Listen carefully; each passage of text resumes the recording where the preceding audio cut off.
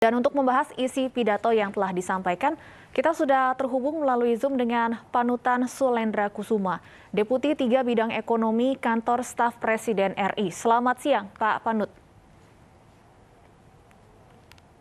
Baik, Pak Panut, audionya baik, sudah terdengar audionya. Pak Panut, Presiden tadi menyatakan bahwa target pertumbuhan ekonomi tahun 2022 di kisaran 5 sampai 5,5%. Di tengah ketidakpastian tinggi akibat pandemi COVID-19, apa yang membuat pemerintah merasa angka ini realistis untuk dicapai?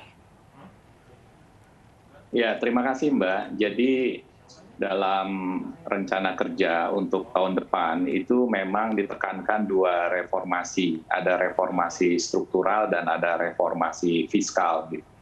Nah, reformasi struktural itu ada tiga hal yang sebetulnya sudah mulai dari sekarang, yaitu percepatan implementasi Undang-Undang Cipta Kerja.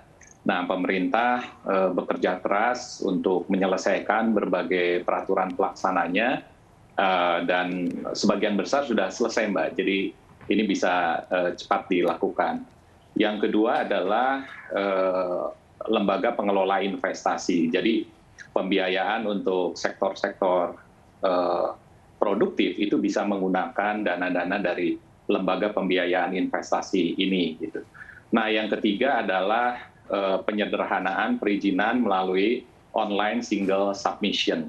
Tiga hal ini yang akan mempermudah nanti pada saat dunia usaha ingin melaksanakan usahanya di negara kita. Nah, selain reformasi struktural tersebut, kita juga ada reformasi fiskal. Kita misalnya yang pertama tetap melanjutkan pembangunan infrastruktur. Infrastruktur misalnya jalan tol untuk menekan biaya logistik, sehingga konektivitas antara pusat-pusat produksi dengan misalnya pasarnya itu menjadi lebih murah. Yang kedua, kita juga tetap melanjutkan pembangunan di bidang human capital. Kemarin minggu yang lalu Presiden sudah menekankan agar pendidikan yang berbasiskan keterampilan atau vokasi ini benar-benar dilakukan dengan baik. Jadi misalnya di masalah kurikulumnya industri yang akan leading di sini. Jadi betul-betul dipastikan bahwa hasil daripada pendidikan ini bisa link dan match dengan dunia industri. Baik.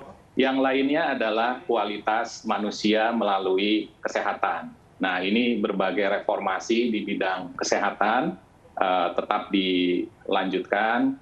Misalnya penguatan di layanan sektor kesehatan primer, misalnya di puskesmas. Yang tidak kalah pentingnya adalah perlindungan sosial.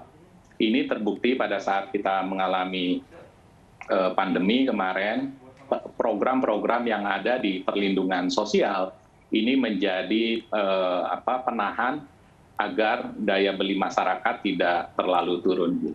Jadi dengan dua hal itu, paling tidak reformasi struktural dan reformasi fiskal, pemerintah cukup percaya diri bahwa tingkat pertumbuhan tersebut bisa tercapai. Demikian, Mbak.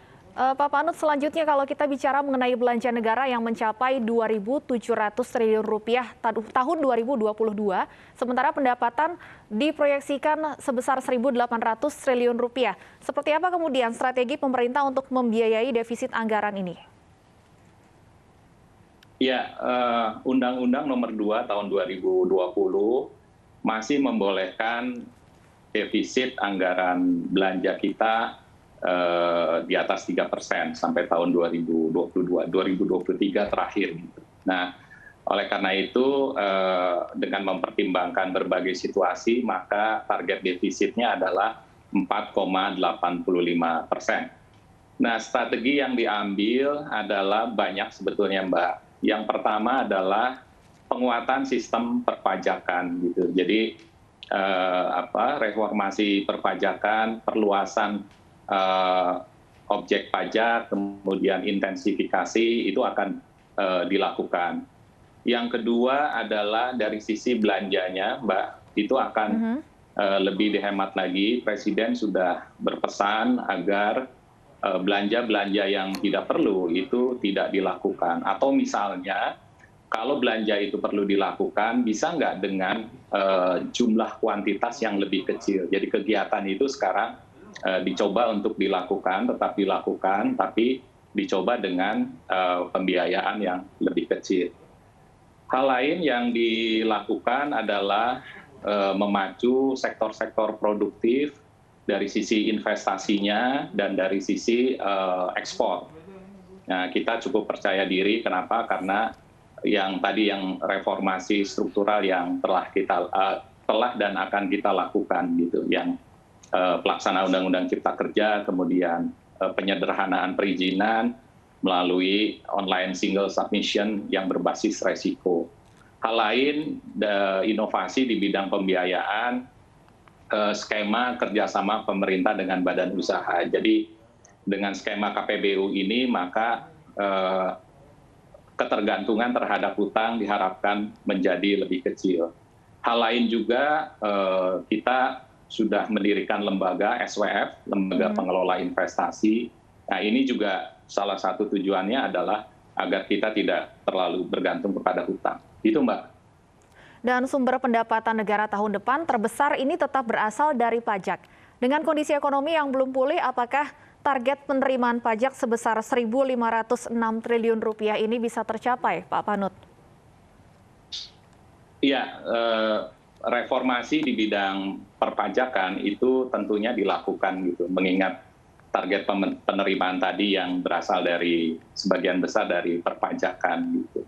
Nah, misalnya yang dilakukan adalah misalnya penguatan sistem perpajakannya, governance-nya diperbaiki, kemudian juga dicoba untuk perluasan basis pajak gitu ya.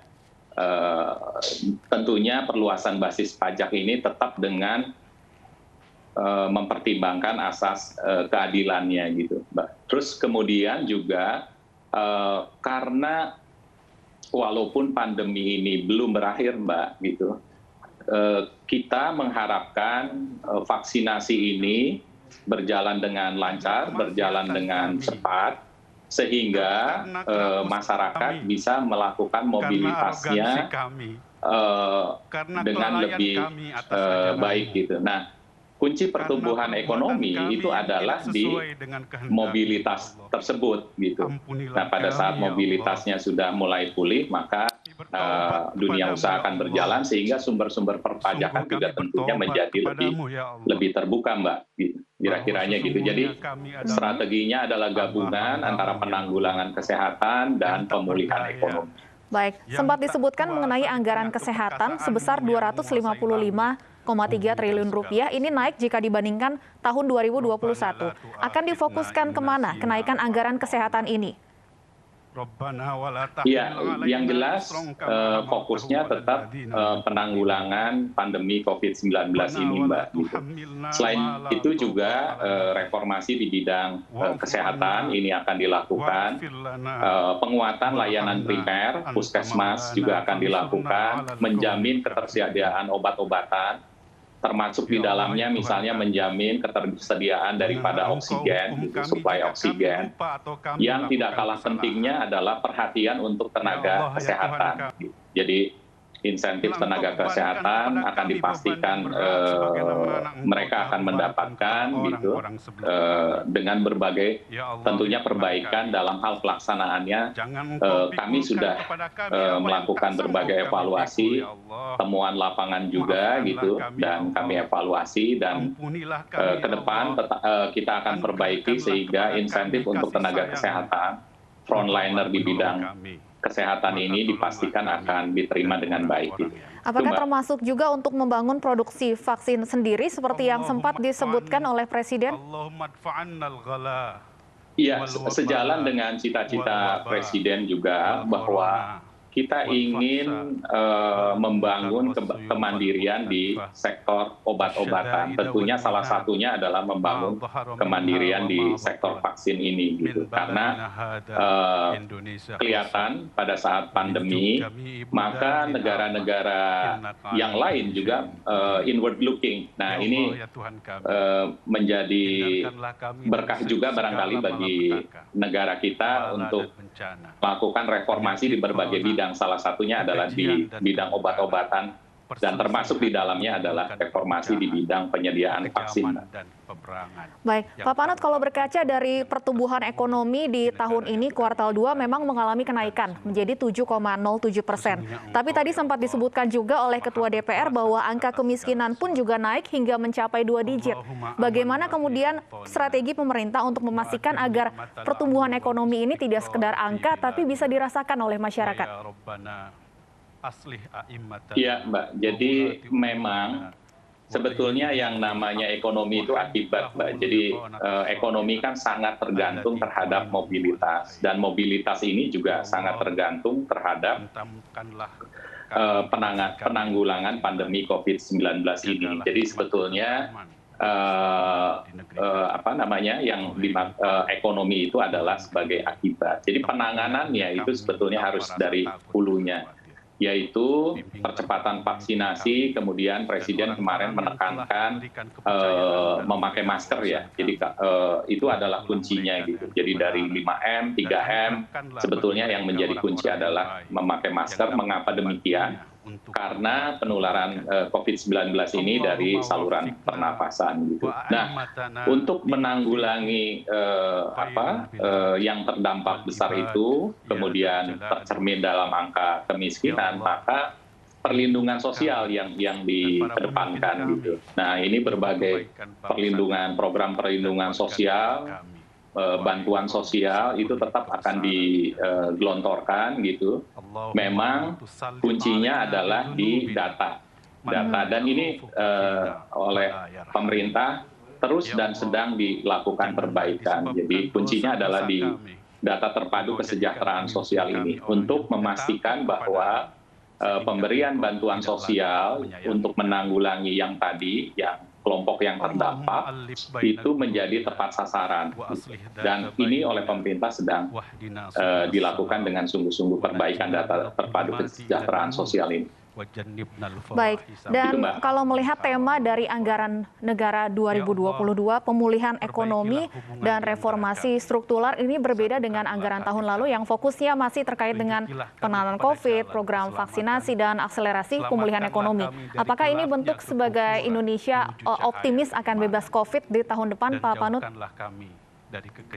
Ya, terima kasih, Mbak, pertanyaannya. Jadi ada survei dari majalah Nature, ya, dari sekitar 118 ilmuwan yang intinya menyatakan bahwa pandemi virus COVID-19 ini akan tetap ada karena kemampuannya untuk melakukan mutasi, gitu.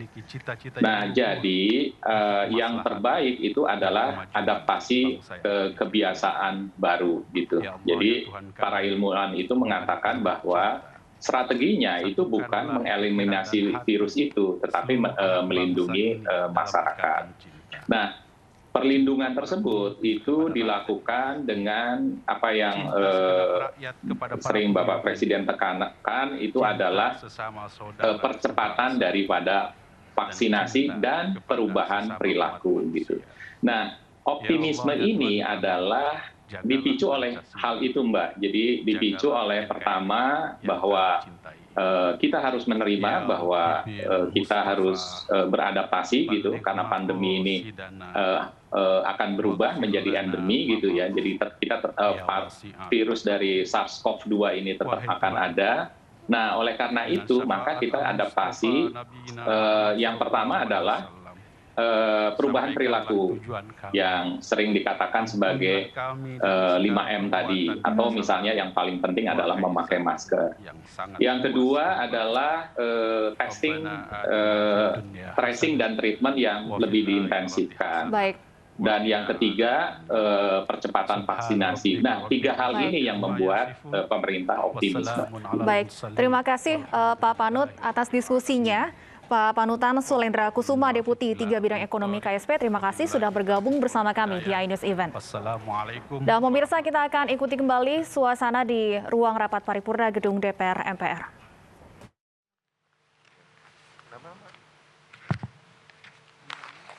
Iya, itu makanya dia doain kita semua lah supaya lancar. Tapi lama nih masa ini, jangan sampai 7 Oktober, lamaan kan? Yang lamaan sampai tanggal 7 Oktober. Dan baru saja doa penutup disampaikan oleh anggota DPR dari fraksi Partai Golkar, Aceh Hasan Sadiqli.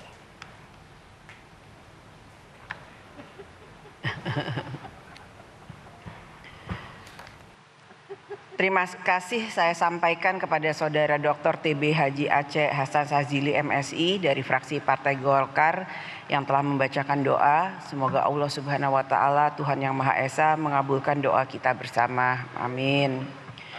Dengan telah selesainya pidato kenegaraan Presiden Republik Indonesia dan pembacaan doa, maka selesailah seluruh acara rapat paripurna DPR RI hari ini. Kami mengucapkan terima kasih kepada Saudara Presiden, Wakil Presiden, anggota MPR RI, anggota DPR RI, dan anggota DPD RI, pimpinan lembaga negara, Menteri-Menteri Kabinet Indonesia Maju, Panglima TNI, dan Kapolri, serta seluruh hadirin dan undangan yang hadir secara fisik dan virtual yang telah memberikan perhatian dan dukungannya sehingga acara ini bisa berjalan dengan baik, tertib, dan lancar. Dan akhirnya, dengan mengucapkan Bismillahirrahmanirrahim, kami atas nama pimpinan DPR RI mengumumkan kepada seluruh rakyat Indonesia bahwa masa persidangan pertama DPR RI tahun sidang 2021-2022 akan dimulai sejak hari ini, Senin 16 Agustus 2021 sampai dengan 7 Oktober 2021. Tugas konstitusional kita telah menanti melalui fungsi legislasi, fungsi anggaran, dan fungsi pengawasan untuk mewujudkan pemerintah negara Indonesia yang melindungi segenap bangsa Indonesia dan seluruh tumpah darah Indonesia untuk memajukan kesejahteraan umum, mencerdaskan kehidupan bangsa, dan ikut melaksanakan ketertiban dunia yang berdasarkan kemerdekaan, perdamaian abadi, dan keadilan sosial. Atas nama pimpinan DPR RI, kami menyampaikan selamat bekerja dan selamat berjuang dalam mengabdikan diri bagi kepentingan rakyat, bangsa, dan negara. Semoga Allah Subhanahu wa taala, Tuhan yang Maha Esa, senantiasa memberikan rahmat dan bimbingannya serta kesehatan bagi kita sekalian. Amin. Terima kasih. Wassalamualaikum warahmatullahi wabarakatuh. Om Santi, Santi, Santi Om. Namo Buddhaya. Merdeka!